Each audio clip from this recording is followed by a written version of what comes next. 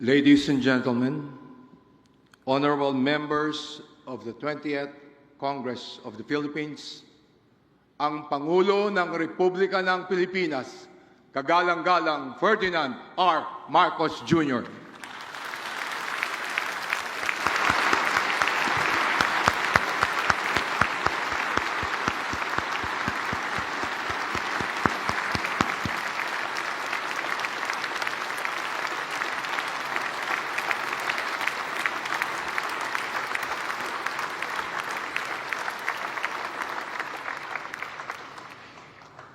Former President Gloria Macapagal Arroyo, Senate President Sherwin Gatchalian, and honorable members of the Senate, House Speaker Faustino D. III, and honorable members of the House of Representatives, Chief Justice Alexander Gesmundo, and honorable justices of the Supreme Court, His Excellency, the Most Reverend Charles John Brown, and esteemed members of the Diplomatic Corps, Executive Secretary Ralph Recto, and honorable members of the Cabinet, First Lady Luis Araneta Marcos, other distinguished guests, ladies and gentlemen, good afternoon. Mga kababayan ko, naririto ako muli upang tuparin ang ating katungkulan at magbigay ng ulat sa inyo tungkol sa estado ng ating bansa at sa mga ginagawa ng inyong pamahalaan. Isang taon na ang nakalipas mula noong huli akong tumayo rito upang ilantad ang katiwalian na nadiskubre namin sa mga flood control project. Gaya ng aking ipinangako sa inyo, nagsagawa tayo ng malawakan at malalimang investigasyon na walang pagkikiling kahit kanino man. Masusi nating sinuri at sinundan kung saan tayo itinuro ng ebidensya. Lahat ng kailangang gawin ay ginawa natin upang matuntun ang punot dulo. Mayroon ng mga unang nakasuhan at nakulong, mga kontratista, matataas na opisyal, pati na mga mambabatas. At dumating na tayo sa punto na ayon sa Ombudsman ay malapit na ang paghain ng patong-patong na kaso laban sa dating Speaker. Masakit man sa akin ito, ngunit kailangan nating gawin ang tama. Hindi ako pangulo ng aking pamilya. Hindi ako pangulo ng aking kaibigan.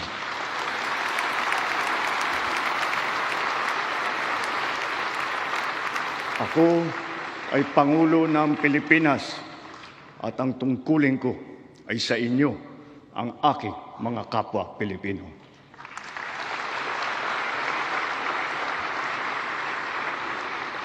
Kaakibat ng mga naisampang mga kaso, tiniyak ng inyong pamahalaan na mababawi mula sa mga nagsabwatan ang nakuha nilang pera ng taong bayan.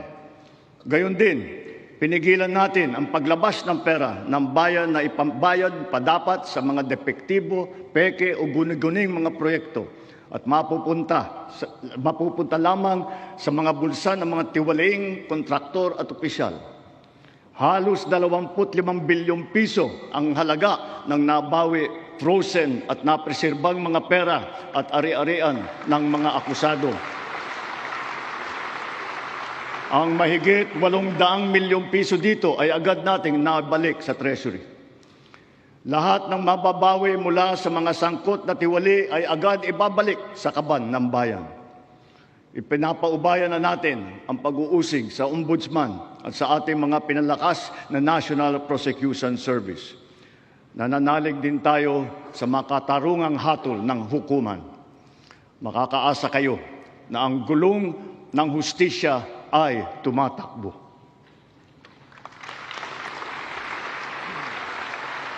Sa kabila ng mga kaganapang ito, kailangan natin umusad tungo sa pagbabago. Nakatulong ang lahat ng mga ulat at hinaing ninyo sa isumbong na Pangulo, ang inyong pagbabantay at pakikialam sa pamahalaan ay ang susi sa paglaban sa katiwalian. Ang reforma sa DPWH ay nagsimula na. Nagpasok tayo ng mga bagong graduate kasama ang mga tuwid at maasahang mga job order at contract of service. Bukod sa mga flood control project, lahat ng mga proyekto ay sinuri at tiniyak na talagang kinakailangan at maayos mula sa plano, presyo hanggang pagpapatupad. Para walang overpricing, sinigurado natin na ang mga materyales ay ayon sa presyo sa merkado. Bantay sarado ang bawat proyekto at ang nakalaang pondo sa transparency portal, integrity chain at katuwang na ang mga civil society organization. Mula nung tumama sa ating bansa ang epekto ng giyera sa gitnang silangan, nagdeklara tayo agad ng State of National Energy Emergency. Iisa ang ating misyon, uplift, ang iahon ng ating nahihirapang mga mamamayan. Ang lahat ng mga ahensya ay inatasang magtipid at pagtuunan mabuti ang mga programa na mas mahalaga sa pagtugon sa mga epekto ng krisis. Ibinuhos natin ang pondo kung saan karapat-dapat at mas kinakailangan sa mga pangunahing serbisyong ramdam at tiyak na makakatulong sa ating mamamayan. Ang pera ng taong bayan na muntik mapunta sa bulsa ng mga tiwaling opisyal ay naisalba natin. At sa halip na nagamit natin ay nagamit natin sa mabuti at para sa tunay na kapakanan ng mamamayan. Ibinaba natin ang karagdagang halos 58 bilyong pisong pondo sa mga lokal na pamahalaan para mas mabilis at mas malawak ang paglingap sa taong bayan. Mataas ang tiwala at kumpiyansa natin sa mga lokal na pamahalaan. Ito ay paghahanda na rin para sa mas marami at mas malawak na serbisyo para sa kanilang mga nasasakupan. Nagsimula tayo doon sa mga direktang naapektuhan ng kaguluhan. Ang pagsaklolo sa ating mga kababayang OFW na naipit sa digmaan. Mahalagang misyon ito ng pamahalaan.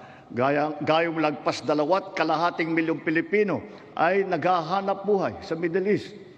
Simula nung naputok ang giyera, mahigit 12,000 kababayan natin ang ating naiuwi sa bansa na ligtas.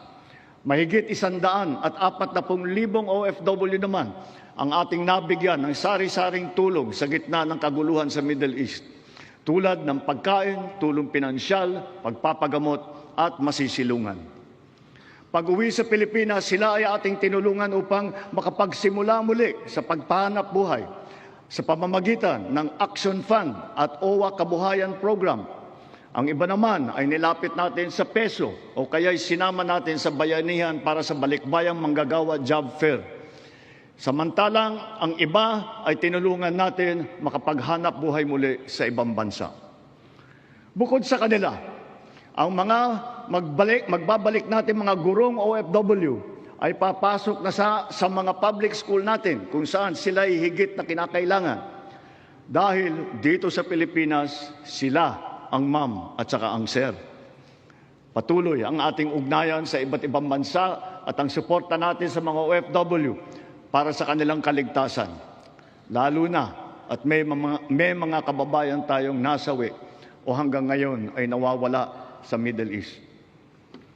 Pangalawa, bunga ng ating magandang ugnayan sa iba't ibang bansa. Natiyak nating sapat ang supply ng langis para sa ating pangangailangan. Sa kabila ng pagsara ng Strait of Hormuz, ay nagawa natin makabili at makapag-angkat mula sa ibang pagkukunang bansa tulad ng Japan, South Korea, Oman, India, maging sa Russia, pati na sa China. Dahil sa mga ito, natiyak natin na sapat ang supply ng bansa na tatagal hanggang halos 2 buwan. Nakipag-usap din tayo sa Iran para sa kaligtasan ng ating libo-libong mga kababayang tripulante na nasa Strait of Hormuz. Sa kooperasyon ng ating mga kumpanya ng langis, hindi naging biglaan ang pagtaas ng presyo ng petrolyo, kundi paunti-unti sa loob ng 1 linggo. Ito ay para naman maging magaan sa ating nahihirapang mga consumer. Nagtakda rin tayo ng sunod-sunod at malalaking mga price rollback na kailangan tuparin ng mga kumpanya ng langis. Sa tulong ng batas na naipasa ng Kongreso, agad din natin nasuspindi ng 3 buwan ang pagpataw ng excise tax sa LPG at saka sa kerosene. Bukod dito, Agad din natin nilimitahan ang pagtaas ng presyo na inaangkat nating bigas. Inaresto at kinasuhan din natin ang mga nahuling nagsasamantala sa kabila ng pagdurusa ng taong bayan habang may state of energy emergency. Lahat ng posibleng gawin para mababa ang presyo at mapabagal ang pagtaas nito, ginawa natin. Marami ang naapektuhan o kaya nawalan ng trabaho sa panahong ito. Kaya tuloy-tuloy ang pagsasagawa natin ng mga job fair sa buong bansa. Nitong Mayo 1, araw ng paggawa at kasagsagan ng mataas na presyo ng krudo, nagsagawa tayo ng halos 100 job fair, kung saan halos 300,000 trabaho ay pinagbigay alam natin sa publiko. Sa isang araw ng job fair na ito, lagpas 6,000 Pilipino ang hired on the spot. Dito rin natin ipinamahagi ang mga sweldo para sa mahigit 100,000 benepisyaryo at nagtatrabaho sa ilalim ng dilip at tupad ng DOLE. Kumilos agad tayo upang pigilan ang mabilis na pagtaas ng presyo ng bilihin. Hinikayat ang mga bangko at e-wallet na magbawas ng kanilang karaniwang singil sa bawat transaksyon na online. Kaya ngayon, maraming bangko at e-wallet na nagbaba o nagtanggal ng kanilang sinisingil sa online transaction fee. Upang makaluwag din sa mamamayan, nagbigay ang mga bangko ng hanggang 6 na buwang palugit sa pagbabayad ng utang at hanggang 1 taon naman kung ang utang ay ginamit para sa agrikultura.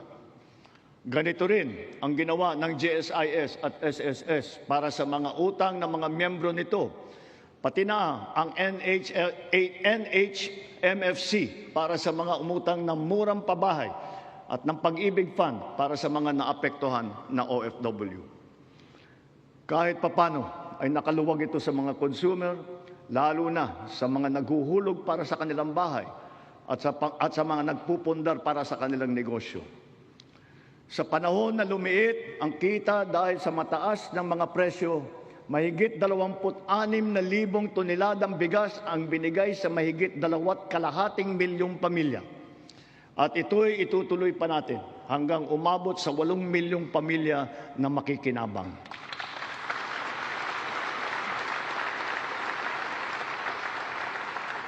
Patuloy pa rin ang programang Benteng Bigas Meron Na. Ito'y nakakapagbigay ginhawa sa mahigit 12 milyong Pilipino sa buong bansa. Ang mahigit 800 nating kadiwa ay nasa buong Pilipinas ay sabay pa rin nakakatulong sa mga namimili at sa mga magsasakat mangingisda na direktang nakakapagtinda ng kanilang mga produkto. Nagbigay din tayo ng suporta sa halos 2 milyong magsasaka at mangingisda sa kasagsagan ng mataas na presyo ng langis sa ilalim ng Presidential Assistance to Farmers, Fisherfolk and Families o yung tinatawag na PAF.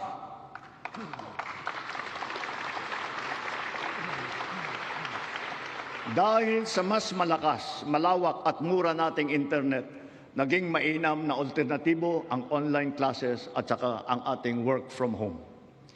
Mataas ang presyo ng ating kuryente, lalo na ngayong Hunyo, dala pa rin ng mataas na presyo ng krudo at paglakas ng dolyar. Gayunpaman, tiniyak natin na nabigyan ang mamamayan ng kaunting proteksyon sa kanilang electric bill.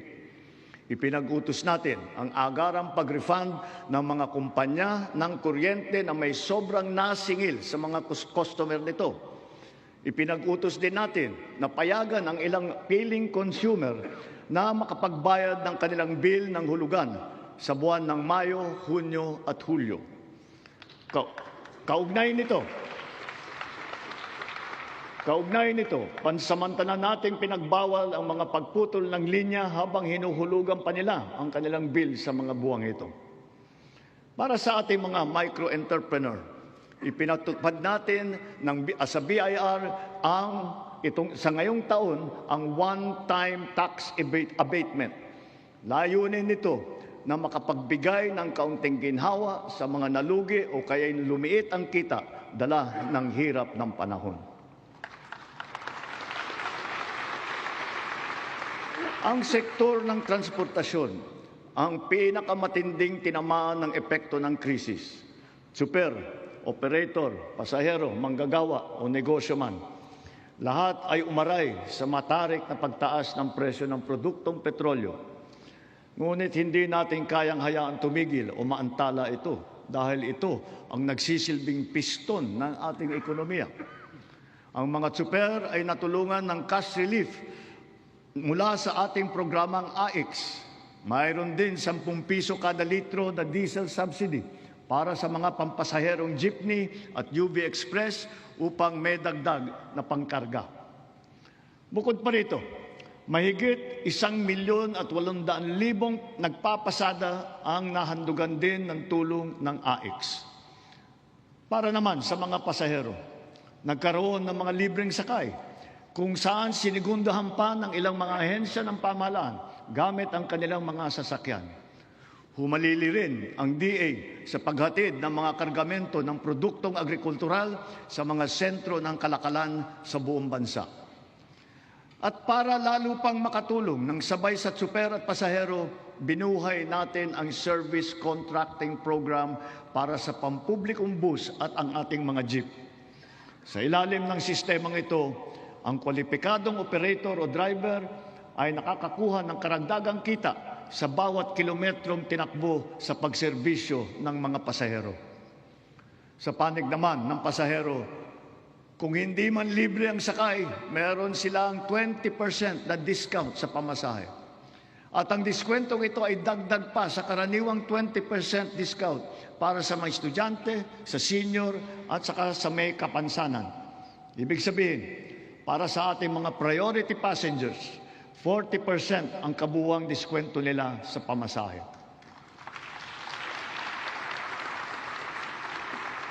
Nariyan din ang tupad, tuloy pasada, kung saan nagkaroon ng dagdag na kita ang mga super na pampasada.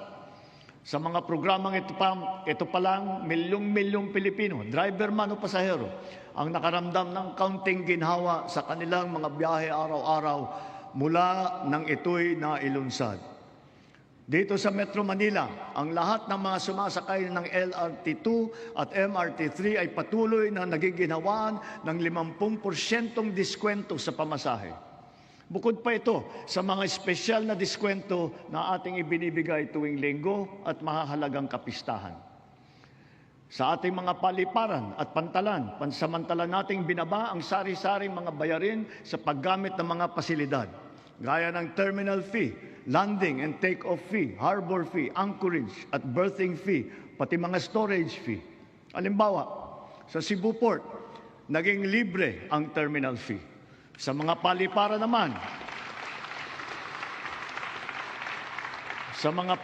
naman, ang service charge sa mga pasahero ay binawasan din natin. Gayon din sa PITX, ang terminal na nag-uugnay ng Metro Manila sa Katimugan. Sinuspindi natin ng 3 buwan ang pagsingil ng terminal fees sa mga pampasaherong sasakyan. Sa mga expressways naman, sila ay may diskwento sa toll fee na umabot hanggang halos 200 piso.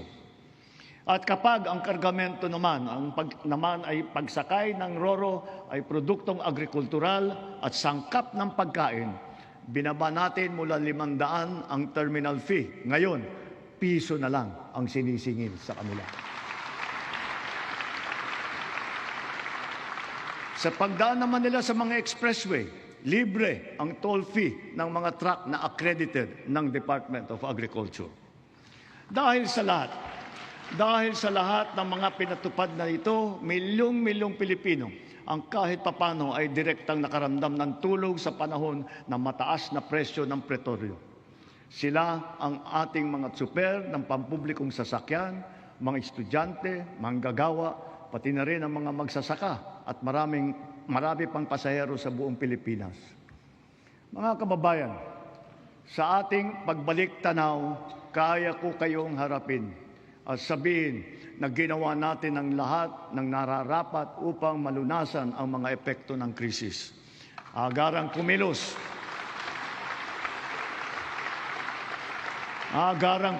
ang buong pamahalaan upang tumulong sa mamamayan. Sa katunayan, Tayo pa ay hinahangaan ngayon dahil sa bilis, liksi at pagiging aktibo ng ating pagtugon. Libuang buwan mula sumiklab ang digmaan, ramdam pa rin natin ang bigat ng mga epekto nito sa ating bansa. Hanggang kailangan, asahan ninyo na hindi titigil ang pagsuporta ng pamahalaan. Naglaan tayo ng mahigit 60 bilyong piso para dito hanggang sa katapusan ng taon.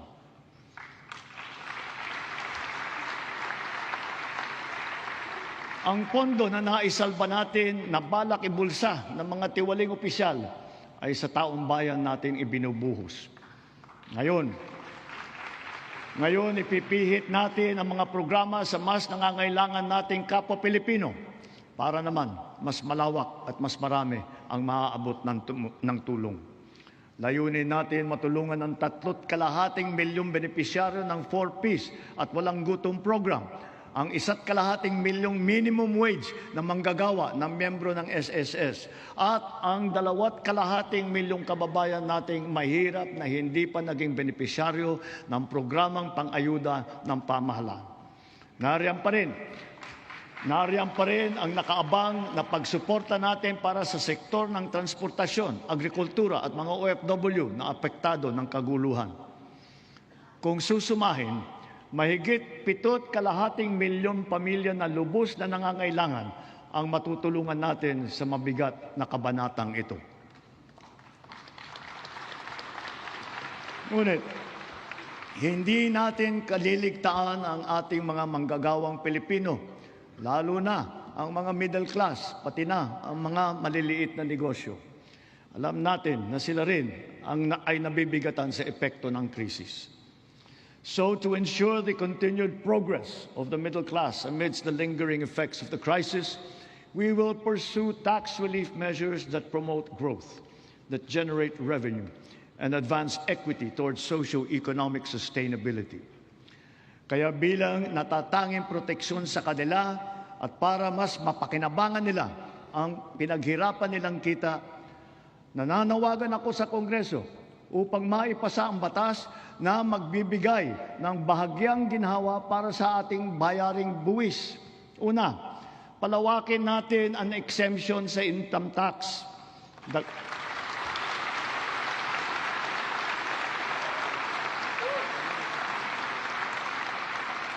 Dagdagan natin ang mga manggagawang malilibre sa buwis sa kanilang kita.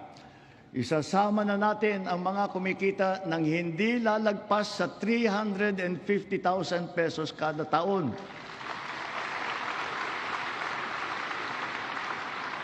Kasabay nito ang karampatang pagbaba ng income tax ng iba parang manggagawa.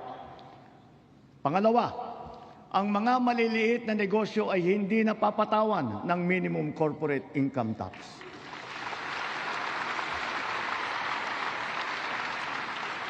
Pangatlo, para mapanatag ang loob ng taong bayan ang pagbigay ng amnesty para sa mga hindi nabayarang buwis tulad ng income tax, estate at donors tax at value-added tax.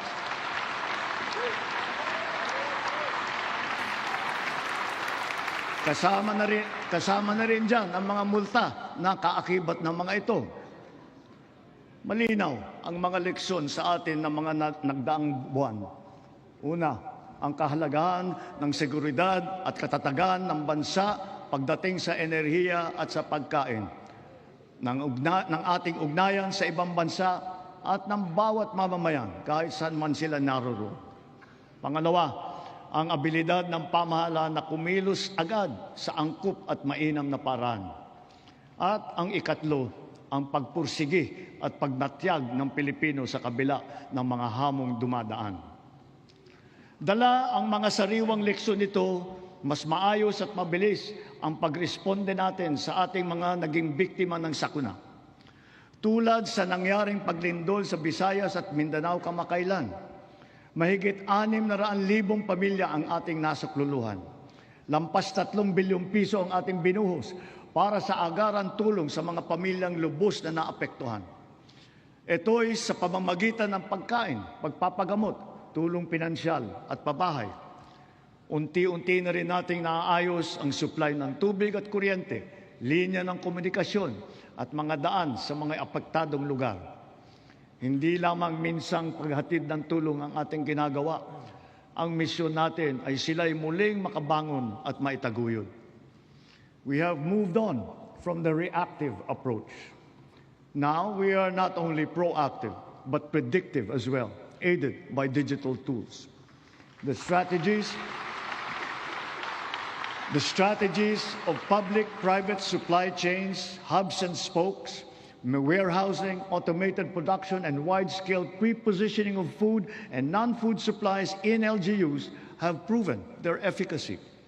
We have now established a network consisting of primary disaster resource centers in Luzon, in Visayas, and soon in Mindanao, 15 hubs, 76 spokes, and 919 last-mile facilities across the country, which makes up our nationwide disaster response infrastructure.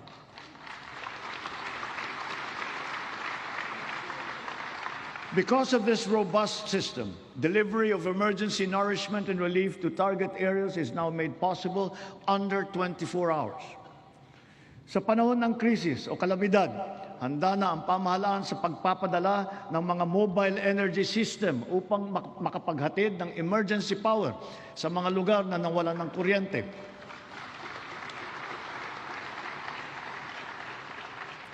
Complementing these are our government emergency communication system and the private sector-led and our first ever satellite-to-mobile service, both of which guarantee uninterrupted telecommunications nationwide in the event of crises and of disasters. At dahil meron na tayong konsepto ng state of imminent disaster, hindi na natin hinihintay na mangyari ang sakuna. Aagapan natin ang paghahanda at pagresponde. And so, taking all these lessons to heart, our overarching mission and all our conscious efforts henceforth must not be to simply uplift, but to ensure security and self-sufficiency of our nation and of our fellow Filipinos. Sa nasaksihan nating pagtaas ng presyo ng petrolyo, maraming kababayan natin ang umasa sa pampublikong sasakyan. Kaya't pinagtutuunan natin ng mabuti ang ating mga tren, mga busway, transport hub at integrated terminal at ang pagpapaganda at pagpapalawak ng mga paliparan at pantalan sa buong bansa. Ito ay upang mas malawak at malayo ang naaabot, tumaas ang kapasidad at maging moderno at mas maginhawa ang serbisyo. Halimbawa, sa susunod na taon, ang mga tren ng North-South Commuter Railway ay tatakbo na sa pagitan ng Valenzuela at Malolos. Sisikapin ng DOTR na sa pagtapos ng administrasyong ito, tapos na rin ang railway hanggang sa Clark.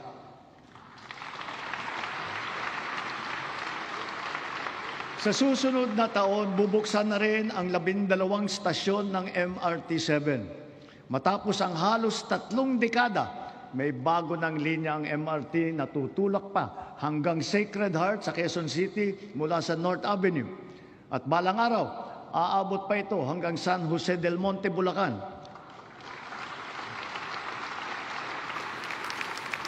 Sadyang napakalaking ginhawa nito sa halos 1 milyon na pasahero bawat araw. Thanks to the recently enacted Accelerated and Reformed Right-of-Way Act, right-of-way issues are now more quickly resolved, removing the biggest choke point in our mass transit development program. Sa kabilang banda, yung unang bahagi ng Cebu Bus Rapid Transit ay bukas na.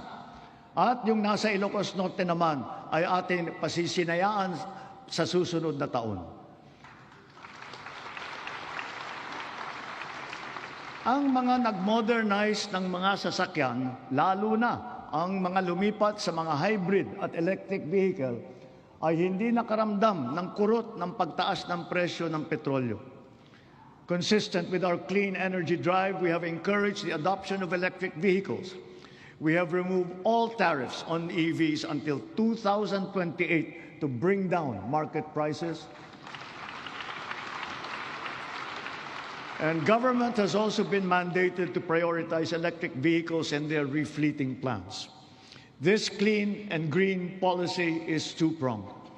It shall also spur growth of our domestic local industries across the EV value chain, specifically those involved in the vehicle assembly and manufacturing of batteries and related spare parts. Mitiin natin na sa pagdating ng 2040, kalahati ng mga sasakyan natin ay EV na.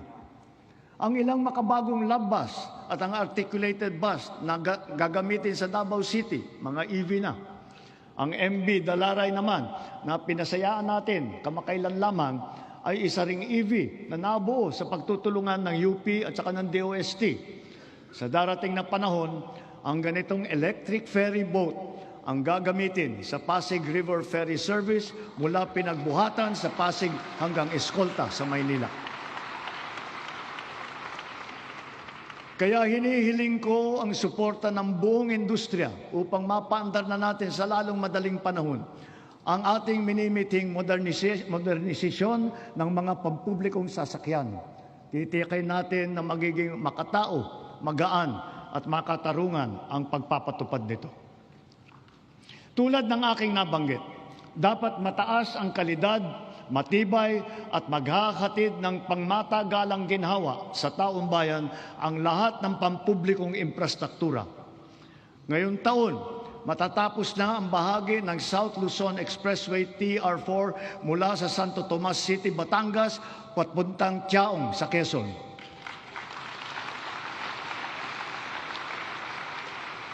Halos 17,000 motorista araw-araw ang makikinabang dito.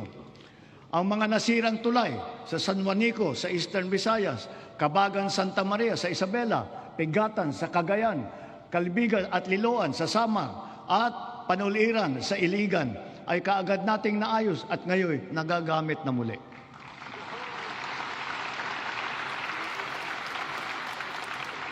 Bukod sa 137 evacuation center na naitayo sa buong bansa, magsisimula na ngayon taon ang pagpapatayo ng Ligtas Pinoy Centers. Una doon sa mga lugar na madalas tamaan ng hagupit na panahon, tulad ng Bicol, Eastern Samar, Bukidnon, Davao de Oro. Ang mga gusali na ito ay dinisenyo upang kayanin ang mga malubhang kalamidad tulad ng super typhoon na 340 kilometers per hour, ang lakas ng hangin at ang magnitude na 8.4 na lindol. Ganon din dapat ang taas ng kalidad at tibay ng lahat ng pribadong infrastruktura. Ang lahat ng gusali sa ating bansa ay dapat handa at kayang manatiling matatag at nakatindig laban sa anumang banta ng sakuna at kalamidad. Kaya akma lamang ng bigyang halaga at pagtuunan ang pag-amyenda ng National Building Code upang maging alinsunod ito sa mga modernong pamantayan. Katambal ng paglaban sa katiwalian, kaugnay ng mga ghost at substandard na flood control project, naglunsad din tayo ng Oplan kontrabaha sa buong bansa. Dito sa Metro Manila, masigasig ang ginagawang paglilinis ng mga estero at imburnal sa pangunguna ng MMDA. Nakakatulong ang mga Cash for Work program sa malawakang paglilinis na mahigit 200 estero at waterway mula sa Luzon hanggang Mindanao, sa Ilocos Sur, sa Cagayan, sa Camarines Sur, Negros Occidental, Cebu, Capiz, Iloilo, Lanao del Norte, Maguindanao del Sur, Misamis Oriental at Bukidnon. Sa kabila ng mga ginagawa nating ito, kailangan pa rin nating iwasto ang ating pamamaraan sa pagtapon ng basura. One systemic intervention is to update our 25-year-old Ecological Solid Waste Management Act, aligning it with modern waste management practices such as waste-to-energy and waste treatment technology.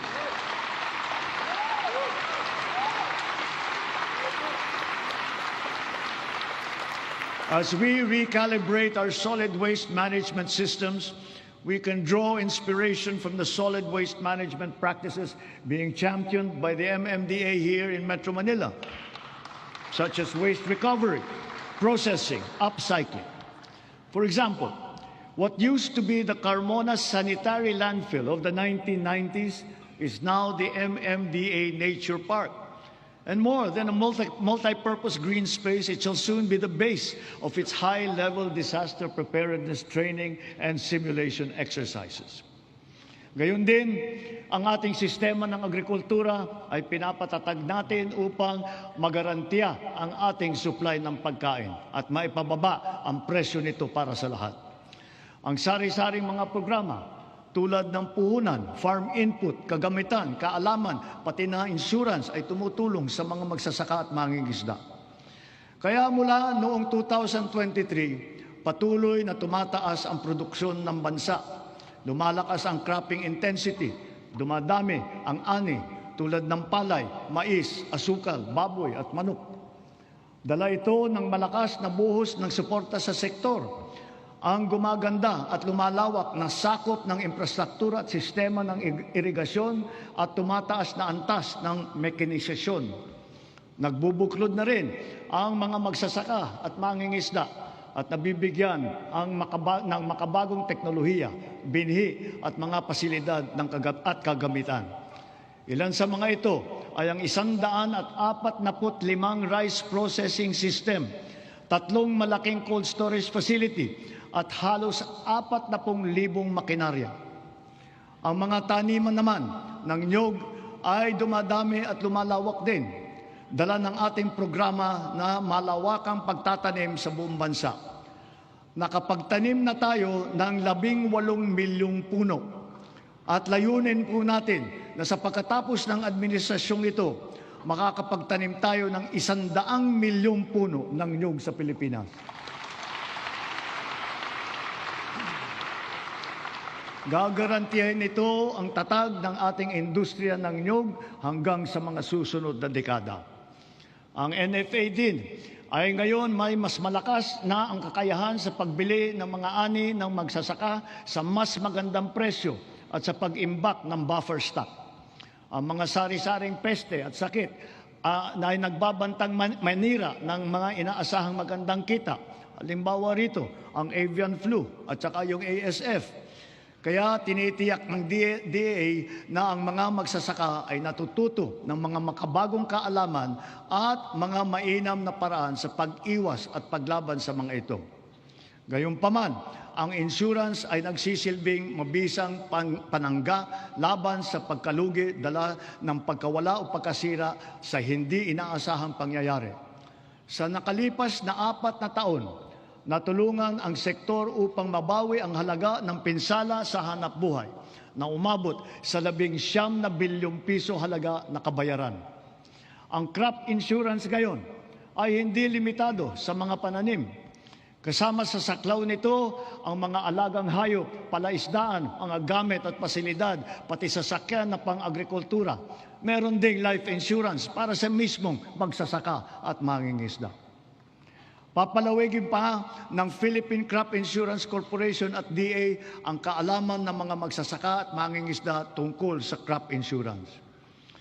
Upang makapagbigay ng kapanatagan sa isipan ng mga benepisyaryo ng agrarian reform, wala tayong tigil sa pamamahagi ng mga titulo sa lupa na ginawad sa kanila. Kaya sa loob ng 4 na taon, lagpas 400,000 titulo na ang suma total ng atin na ipamahagi sa kanila, na may kabuong lawak na mahigit 500,000 hektarya. Tatapusin na natin ang pamamahagi ng mga titulo sa susunod na taon. Marami sa benepisyaryo ang naghintay ng 30 hanggang 60 taon. Ang iba mapalad na nasaksihan ang paglabas ng kanilang titulo. Sa tagal naman ng panahon, yung iba, apo na ang tumanggap. Gayon din, kahalaga sa kanila ang seguridad na hatid ng kalayaan mula sa pagkalubog sa utang. Kaya asahan ninyo, kukumplituhin na natin ngayong taon ang ginagawa natin pagpapawalang bisa ng mga utang ng ating mga benepisyaryo.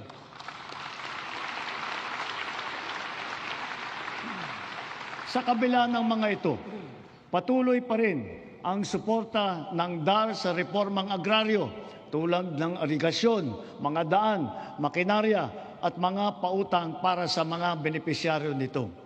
Kaya sinasabi ko, Secretary Conrad, huwag mong munang isipin na pwede ka na mag-retire. Marami ka pang trabaho na gagawin sa DAR. Ang mga nagdaang buwan ay nagpaalala sa atin na kailangan natin paramihin ang pinagkukunan natin ng kuryente. Ito ay isang tanda ng pagiging matatag na bansa. Kaya't kasalukuyan nating binabantayan at tinututukan ang 200 proyekto na matatapos hanggang sa dulo ng administrasyong ito. Ang kabuuang kapasidad ng mga ito ay halos 10,000 megawatt. 45 sa mga ito ay natapos na at 31 ay matatapos ngayong taon. At ang 124 naman ay inaasahang matatapos hanggang sa 2028. Dagdag pa rito ang mahigit 1,700 megawatt na hatid ng mga proyekto para sa energy storage system na may kakayahang mag-imbak ng kuryente. Karagdagang seguridad ito sa 2028 para sa halos 30 milyong kabahayan at mga industriya sa bansa. Ang mga proyektong ito ay napabilis ng dahil sa mga bagong patakaran at proseso na nagpapadali ng pagnegosyo dito sa ating bansa para sa mga Pilipino at dayuhang negosyante. Ngunit siyempre, mas pinapaghalagahan natin ang mga teknolohiya na hindi umaasa sa inaangkat na krudo na pinapaandar ng mga likas na yaman ng ating bansa, tulad ng renewable at indigenous.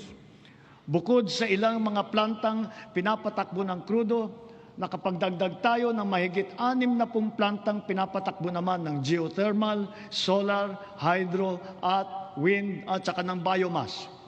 Because of the extension as well of the Malampaya service contract until 2039, drilling operations once again resume for the first time in 8 years. What we have uncovered is truly a national treasure. An untapped reserve of 222 billion cubic feet of natural gas, which bodes well for the continuous production of our premier gas field until 2034. To put it in context, 222 billion cubic feet of natural gas is sufficient to power 1.6 million households for the next 8 years until 2034.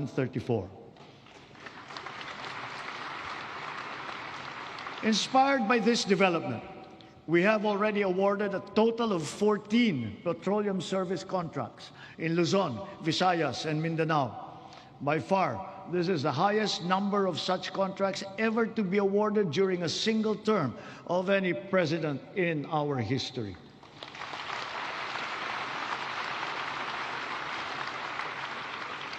Four of the contracts that we have so far awarded are for the production of hydrogen. Hydrogen gas will serve as a backup fuel for our power plants, especially useful for our off-grid areas. It is also touted as the world's clean fuel of the future. 2 of the newly awarded petroleum service contracts are co-managed with the BARM government. This is the first time in our political history. BARM is now firmly set to pursue its strategic vision of energy security and total electrification for and in the Bangsamoro region.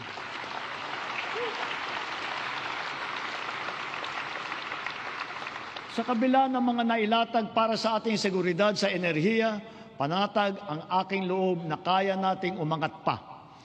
We have begun to embark on the establishment of hydrogen power plants.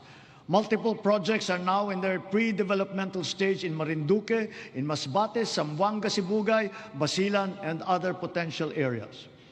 Pushing the envelope further, perhaps it is time for us to revisit nuclear energy production.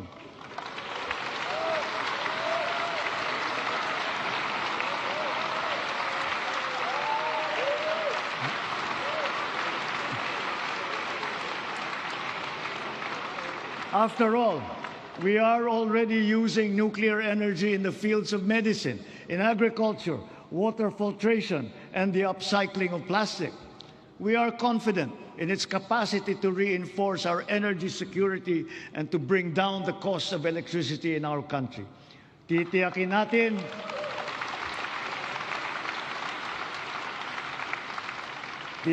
natin ito ay ligtas. Titiyakin din natin may papaliwanag na mabuti sa publiko ang magandang dulot sa atin ng enerhiyang nuklear.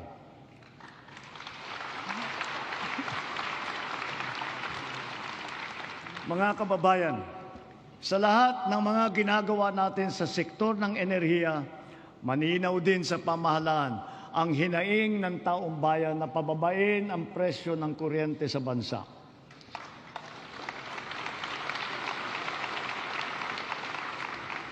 Unang-una, upang maging simple, madali at abot kaya ang pagpapakabit ng solar panel at battery storage system sa kanilang mga bahay, hinihiling ko ang tulong ng Kongreso na maipasa na ang Sariling Kuryente Act.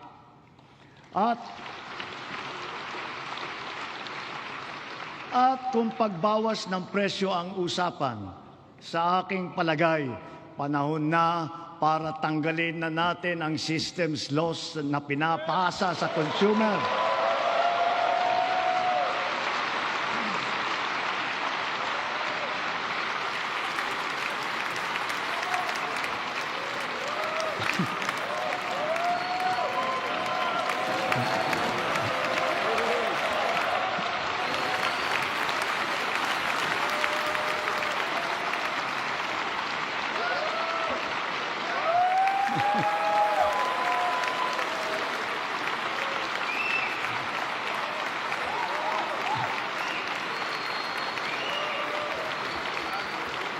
Pinapasa ito sa consumer at kinakarga sa bill na pinapatungan pa ng value-added tax.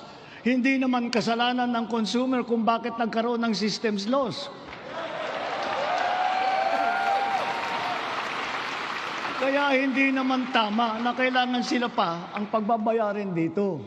Therefore, we, the people, we demand for the immediate amendment of the EPIRA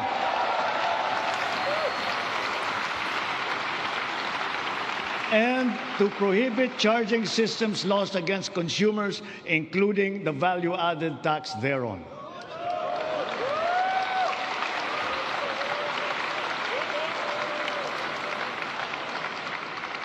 Noon nagsimula ang administrasyon, nilatag na natin agad ang pambansang pulisiya sa social protection floor na magtitiyak na may pangsalo at paglingap sa ating mamamayan, lalo na sa oras ng pangangailangan.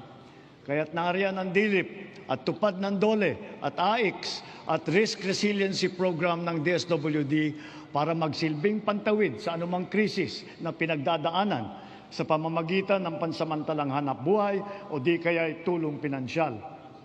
Ngunit, mas mainam pa rin ang pangmatagalang seguridad ng makukuha mula sa matatag na trabaho.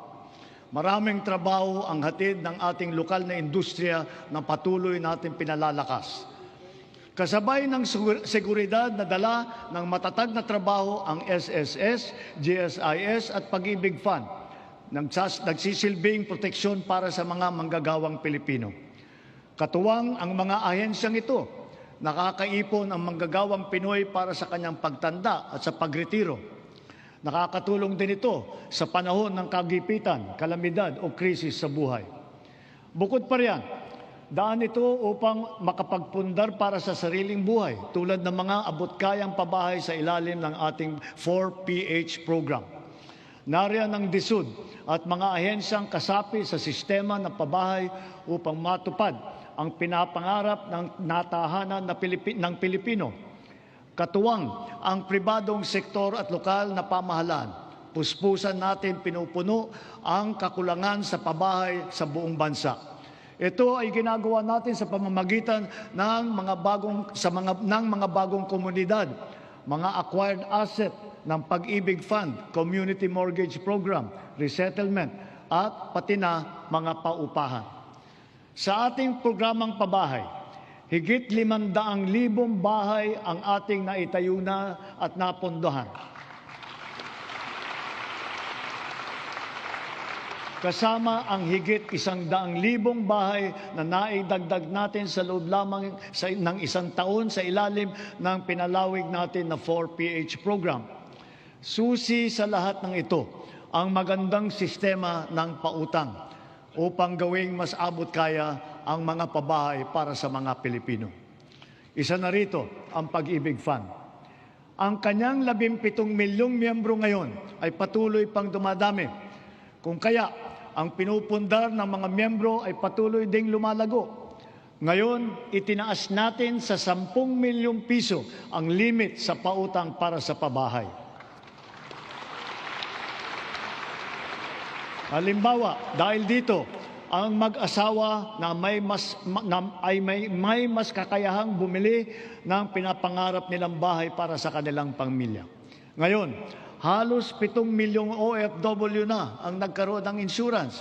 Dahil dito, panatag tayo na ang mga OFW natin ay naaalagaan at natutulungan ng mabuti.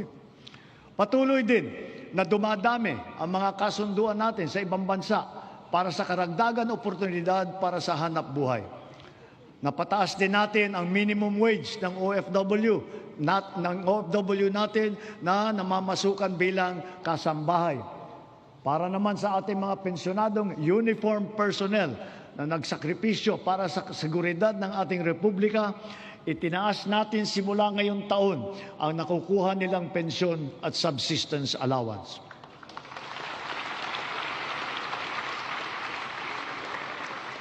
Bilang dagdag tulong naman sa mga pensyonado ng SSS, pinaaga natin ang 10% pagtaas ng kanilang pensyon simula Hunyo na dapat sana ay nakatakda pa sa Setyembre. Mula nung nag-umpisa ang administrasyon, humigit kumulang 44 na milyong Pilipino na ang protektado ng SSS. Mahigit 80,000 sa kanila ay mga tsuper, mga tindero, tendera, gig worker, mga job order at contract of service at iba pang mga nasa informal na sektor. Ang mga contract of service at job order ng pamahalaan, ipinagpatuloy natin ang kanilang mga serbisyo.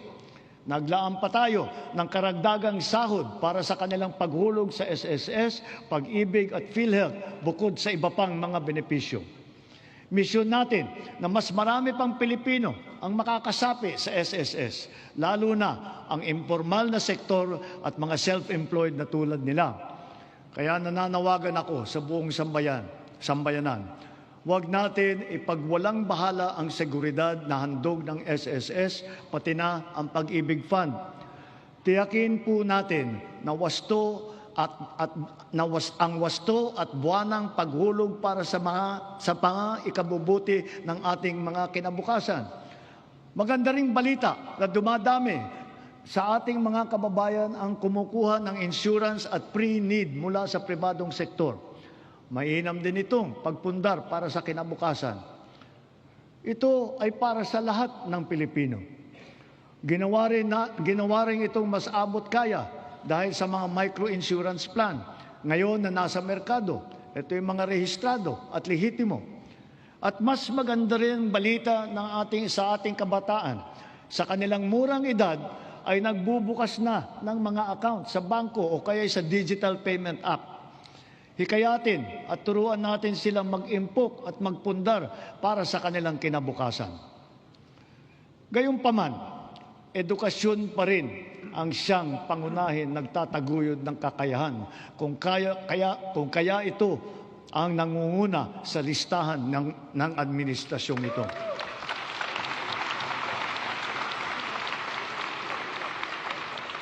Sinisimulan natin ito mula sa pagkamusmus at ito'y dapat tuloy-tuloy at hindi tumitigil. Kaya dapat nakakintal sa puso't isipan ng mga Pilipino ang lifelong learning at continuous self-improvement. Ang nagdaang mga buwan ay nagpaalala sa atin na mahalaga ang reskilling at upskilling ng ating mga manggagawa.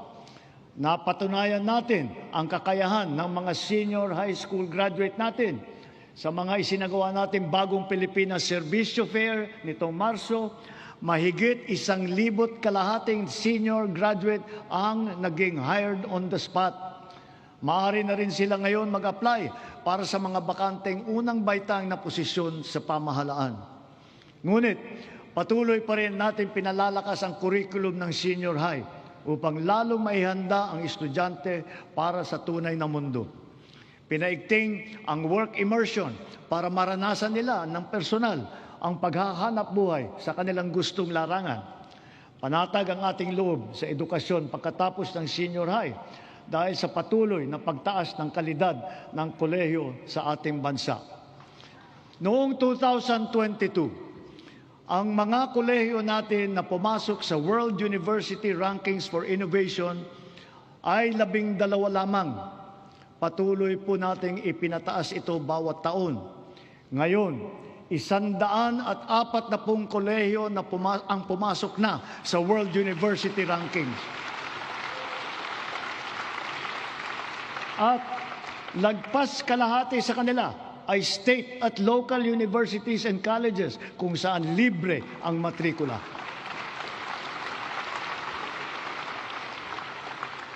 Para mahikayat ang kabataan na magtapos ng kolehiyo, ang tanggapan ng Pangulo ay naglaan ng 100,000 piso para sa 5 estudyante sa bawat barangay sa buong bansa. Sila ngayon ang ating presidential scholar. Mabisang pambato rin sa buhay ang mga programa natin sa TechVoc o TVET. Sa ngayon, 81% na ang placement rate ng mga dumadaan sa kursong TechVoc. Halimbawa, sa programang Super Scholar at ang programa Entrepreneur, naturuan ang mga driver na panibagong kaalaman na sa kanilang iba't ibang pangkabuhayan. Sa programa naman ng DOLE at DA, mahigit 10,000 magsasaka at mangingisda sa buong bansa ang matuturuan na rin sa mga bagong kaalaman. Ang TechPro ay nakapaloob na sa senior high at ito'y progresibo o ladderized upang maging tulay sa agarang hanap buhay at hakbang din tungo sa patuloy na pag-aaral at pagsasanay.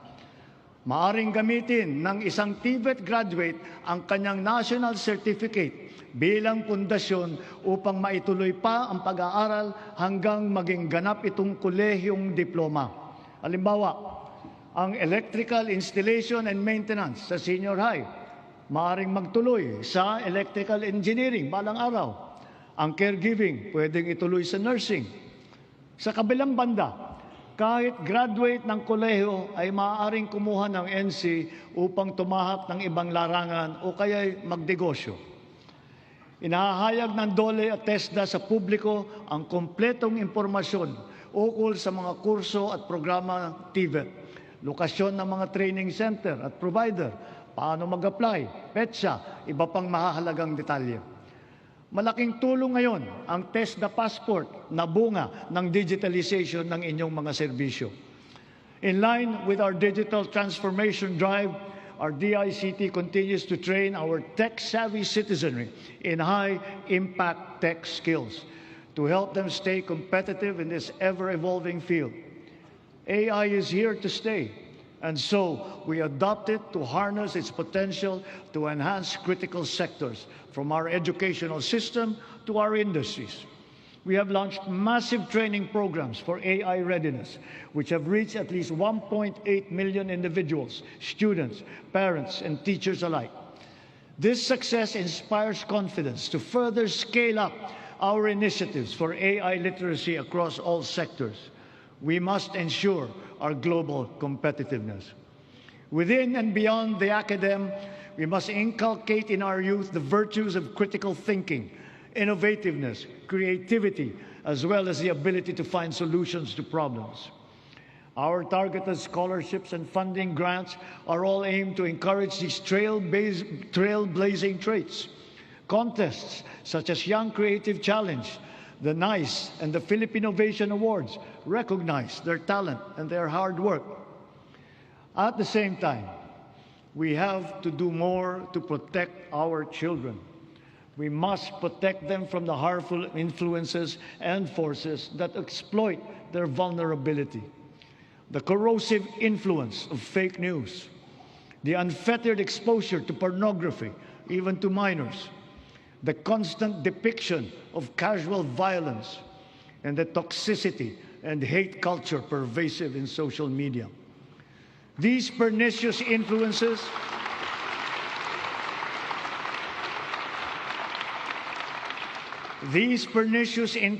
lead to issues of their mental health, rise in teenage pregnancies and HIV/AIDS cases, and other extremely harmful consequences.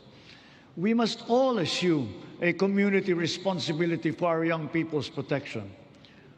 Ang mga nasawi na ating mag-aaral kamakailan, dala ng karahasan at kapabayaan, ay nag-iwan ng malaking puwang sa kanilang pamilya at mapait na aral din para sa ating lahat.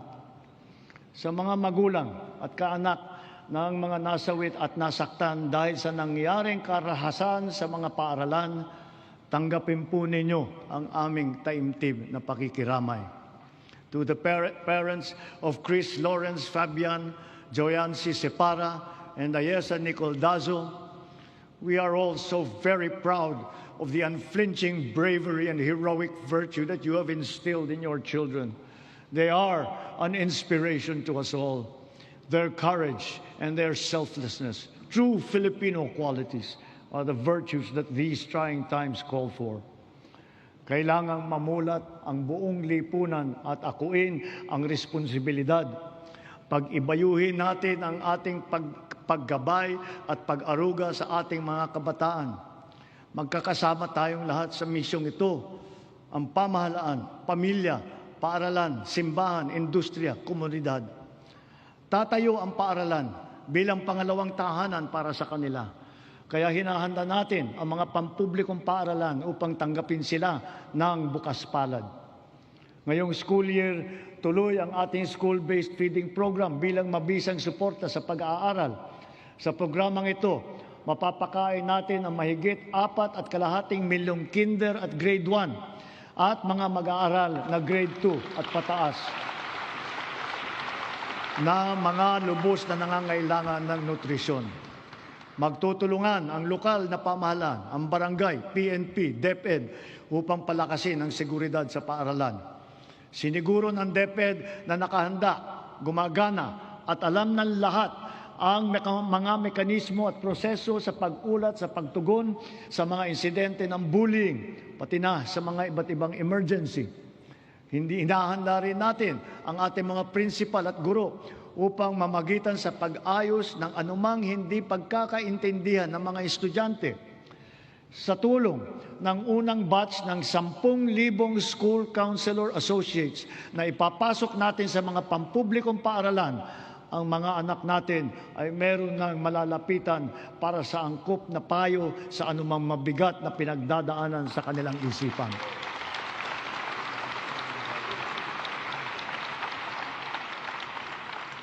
Hindi mawawaglit sa ating isipan ang karangalan at kadakilaan ng ating mga guro.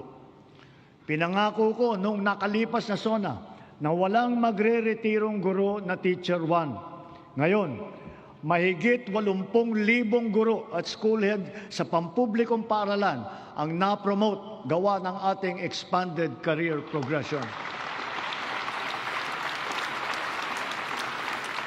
Nagkaroon na rin ng mahigit 30,000 karagdagang posisyon para lumakas ang puwersa ng mga guro. To facilitate effective instruction, we also continue to provide them with helpful and innovating teaching aids such as smart TVs, laptops, tablets, free mobile data, even lapel microphones. To dramatically increase the traditional annual production output of DepEd, we have activated force multipliers in addressing classroom storage, tapping the DPWH, PAGCOR, and the LGUs as additional production arms for the increase in our schoolrooms. For its part, the private sector also will construct its initial share of more than 16,000 classrooms in Luzon by way of PPPs, Additional PPPs with higher production targets will soon follow for the Visayas and Mindanao. Kapag may nagkasakit sa pamilya, tila krisis ang tumama. Sa mahal ng pagpapagamot, kaya nitong simutin ang kita o ipon ng isang pamilya. Kaya malusog na pamumuhay ang ating pangunahing isinusulong. Kumpletong bakuna, maayos na nutrisyon, regular na ehersisyo at pag-iwas sa masamang bisyo at mapanganib na gawain. Mahalaga rin ang ating sports. Itinaas natin ng triple ang suporta natin dito. Hindi lamang dahil sa aliw na hatid nito, kundi para sa kalusugan. Sa nag-uumapaw nating suporta kay Alex Eala, sana ay marami ang maengganyo para matuto at maglaro hindi lamang ng tennis, kundi ng ibang sport pa. Sa halimbawa ng Pilipinas Women's Football Team, sana rin ay mas sumikat pa ang football sa ating bansa at maraming maglaro. Balang araw, baka makasali na ang Pilipinas sa World Cup.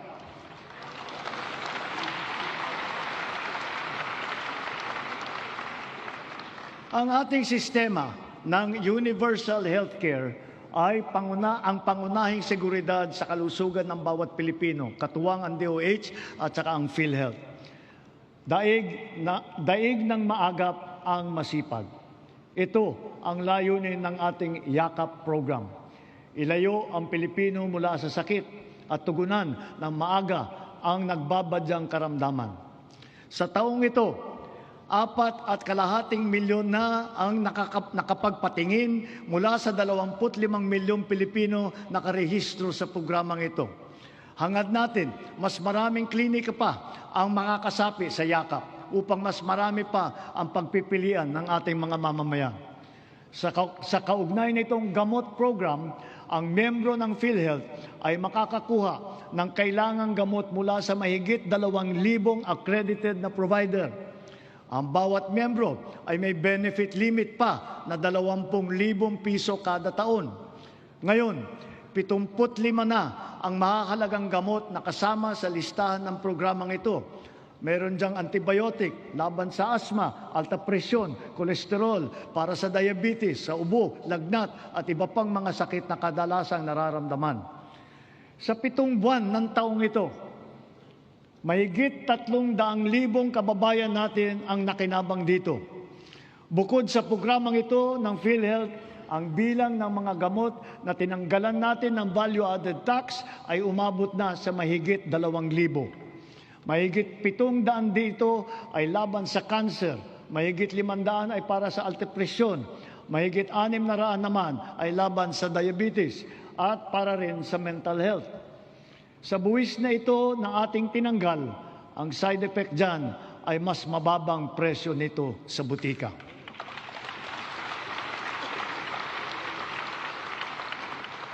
Ngunit kung pag-iwas sa sakit ang ating tunay na pakay, kulang pa ito.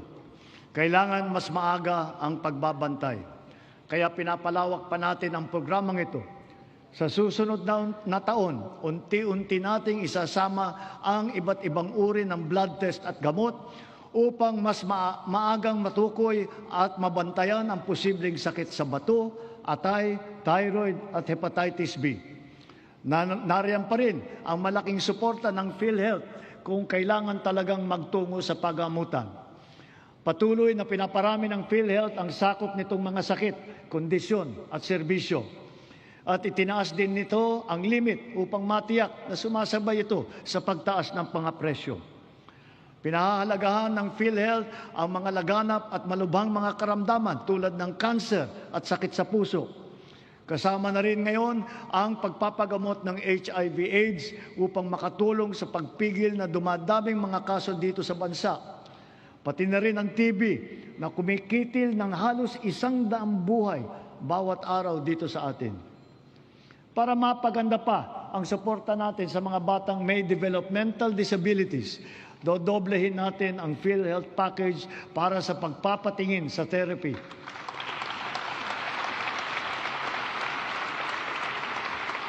Dadamihan din natin mula sa 70 hanggang 150 ang bilang ng therapy session na sakop ng PhilHealth.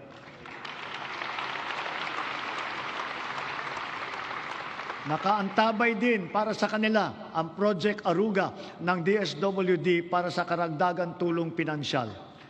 Mula sa lagpas 5 milyong pamilyang Pilipino na gumagamit ng PhilHealth noong 2022, umabot na sa mahigit 7.5 milyong pamilya ang nakatamasa ng mga benepisyo ng PhilHealth nitong nakalipas na taon. Lahat ng ito ay gawa ng ating masigasig na paghikayat, maayos na proseso ng pagrehistro at mas pinabilis pang pagbayad sa mga ospital at healthcare providers. At mula nung inilunsad matapos ng huling SONA, halos 3 milyon ng kapwa natin ang walang binayaran kahit 5 sa kanilang pagpapagamot gawa ng ating zero balance billing sa mga ward ng ospital ng DOH.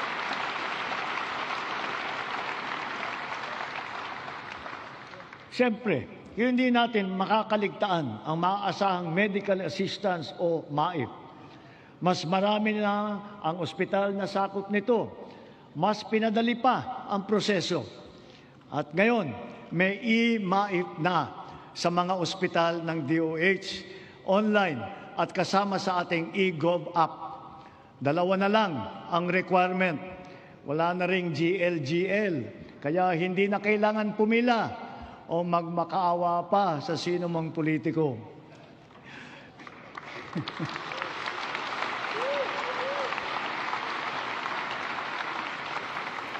Sa mahigit 56 na milyong nakapag-download at gumagamit ng ating e-Gov app, ganong karaming Pilipino kasama ang kanilang pamilya ang madali nang maaabot ang napakahalagang medical assistance na ito mula sa national government. Kung kaya't sa puntong ito, mahigit 8 milyong pasyente na ang natutulungan ng maaasahang MAIP. Sa ating ginagawang mga pagbabago, mas marami pa ang matutulungan nito, anumang antas sa lipunan. Paraan natin ito upang mapakinabangan ng mamamayan ang buwis ng kanilang binabayaran. Malaking bahagi ng naisalba nating pondo mula sa korupsyon sa flood control project, binuhos po natin sa edukasyon, sa pagkain, sa DOH, PhilHealth at sa MAIP. Para talagang makatulong,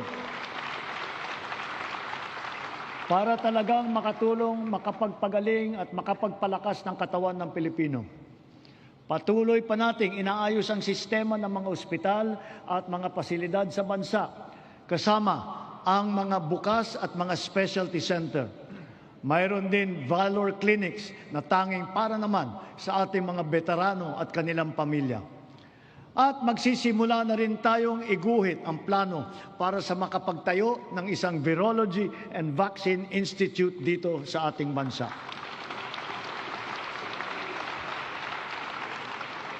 Kasabay nito, ang hanay ng mga dalubhasa sa larangan ng medisina at kalusugan ay dumadami na rin.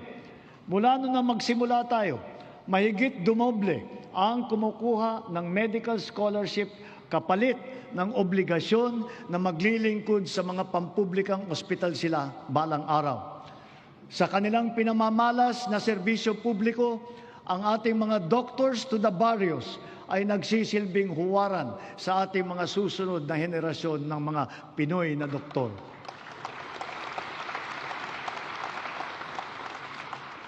As we have witnessed and proven during this difficult period, our strong foreign relations have earned us incalculable dividends. The Philippines is once again a full member of the community of nations.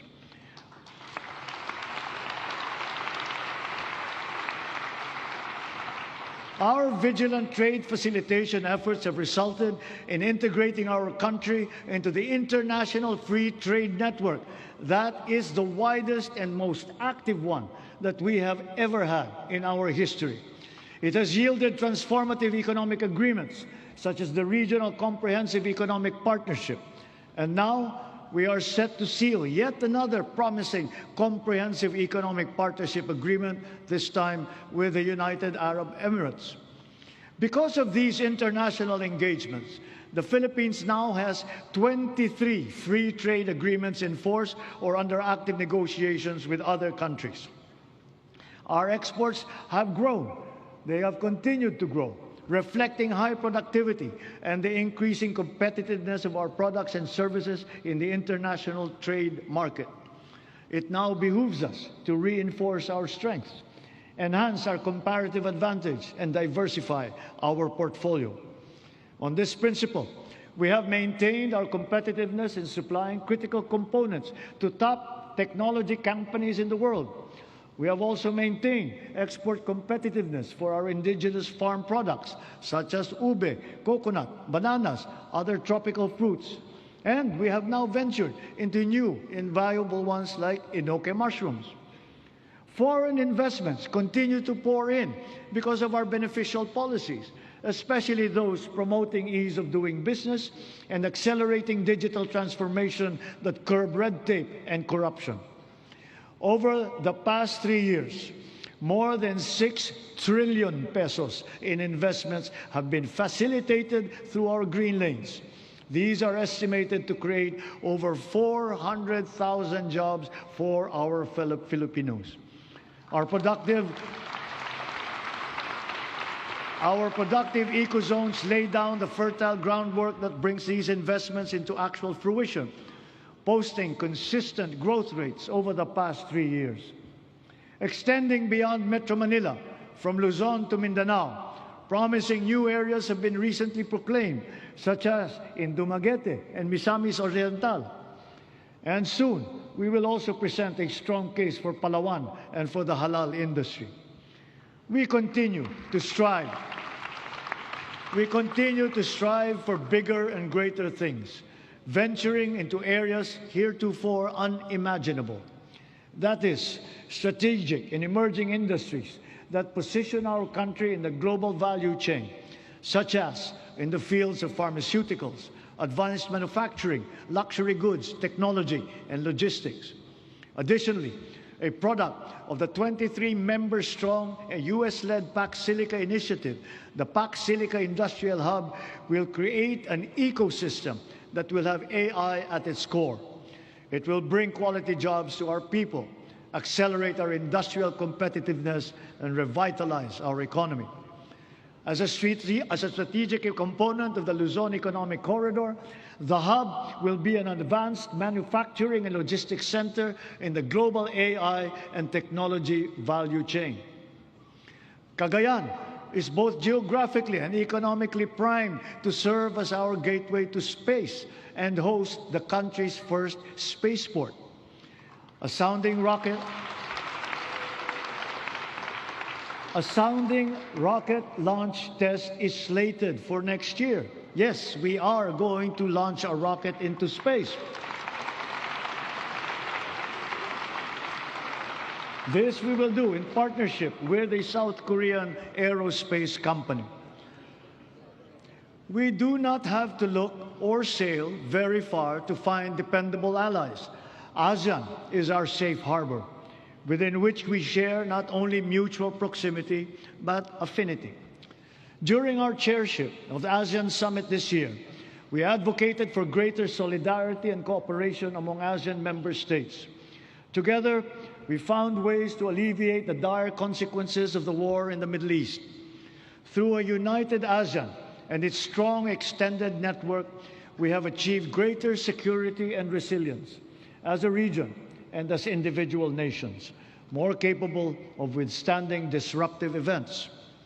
The ASEAN +3 Emergency Rice Reserve System will guarantee emergency rice supply in case of shortage in our domestic production.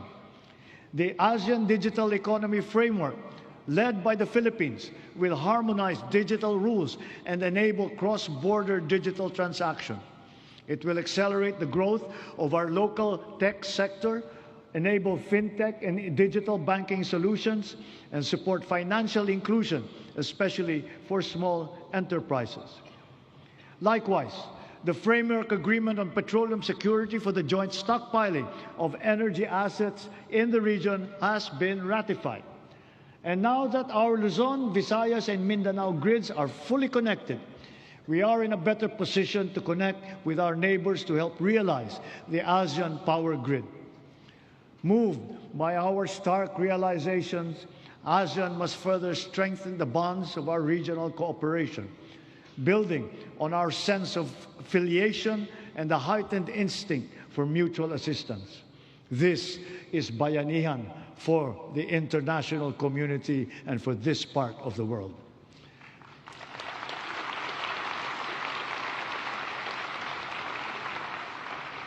And more significantly, we in ASEAN, joined by the entirety of Filipinos who by nature are peace-loving, re-echo our unified appeal for an end to violent conflict.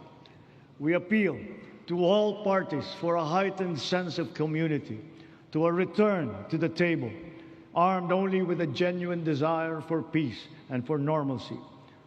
True diplomacy builds, violent conflict only destroys. Peace and order are the foundations of security for our country, for our region, for the world. A long but worthwhile 15 years since its signing, we are now ready to formalize a historic completion of the government's peace pact with the CBA-CPLA. And in accordance with the Republic Act number 12317, the BARM electorate is now poised to partake in BARM's first regular parliamentary election.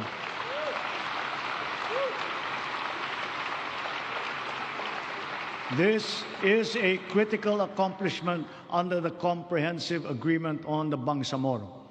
COMELEC, law enforcement, volunteers, deputized agencies, all stakeholders are now ready to ensure that this defining political exercise will be peaceful, orderly, and credible. May these inspiring developments strengthen our collective belief in the unity and indivisibility of the Filipino nation amidst our individual diversity. Our unity and collective consciousness are challenged now greater than ever before. A common threat lies before us, directed against our dignity and self-respect. Of late, our very humanity has been called into question. Let me remind our friends and our detractors, Filipinos are a noble, kind, gracious, and great race. We are not greedy. We are not racists. We are not liars.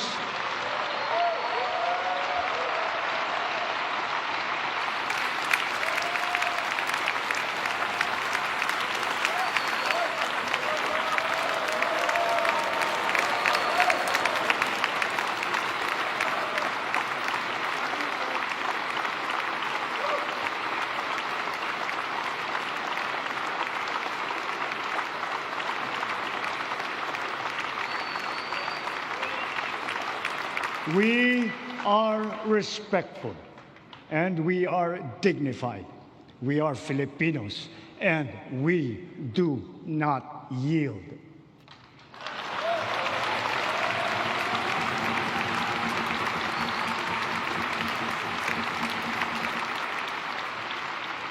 Just recently, we celebrated the 10th anniversary of the final and binding 2016 Arbitral Award, which stands as a definite benchmark for the interpretation and application of the UNCLOS.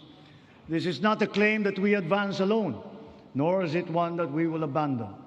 Your government will do all that is necessary to continue upholding this award, utilizing every peaceful and legal means available to the Republic against any attempt, foreign or domestic, to undermine this achievement. We give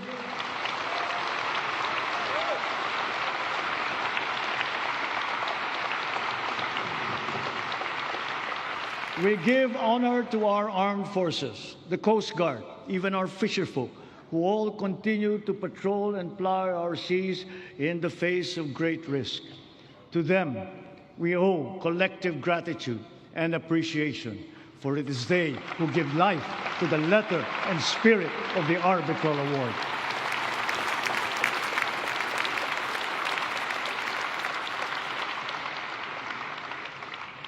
Mga kapwa kong Pilipino, sa ganitong mga banta sa ating seguridad, sa loob at sa labas ng bansa, tayo'y tumindig ng taas noo at magkapit-bisig.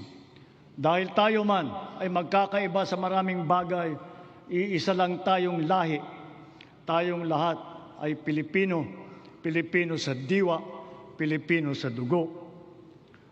Manaig nawa ang pagkakaisa at ang pagmamahal natin sa inang bayan at sa kapwa Pilipino. Sa bagay na ito, hindi tayo magkakatunggali. Tayo ay magkakabigkis tulad ng ating pinamala sa ating buong kasaysayan. Sa mga pang-aalipusta, hindi tayo matitinag.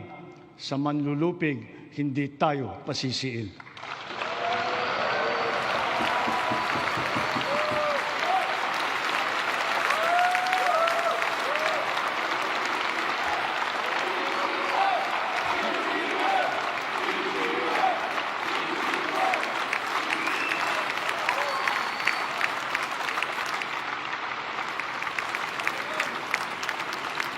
Sa nalalabing 2 taon ng administrasyon, tatapusin natin ang mga nasimulan at tutuparin ang ating pangako sa sambayanan. My beloved countrymen, let us continue the work that we have started to make the Philippines the country that Filipinos deserve. There is no nobler cause than this. We do this for our children. We do this for our future. We can but do this because we love our country and we love our people. Maraming salamat po. Magandang gabi po. Mabuhay ang Pilipinas!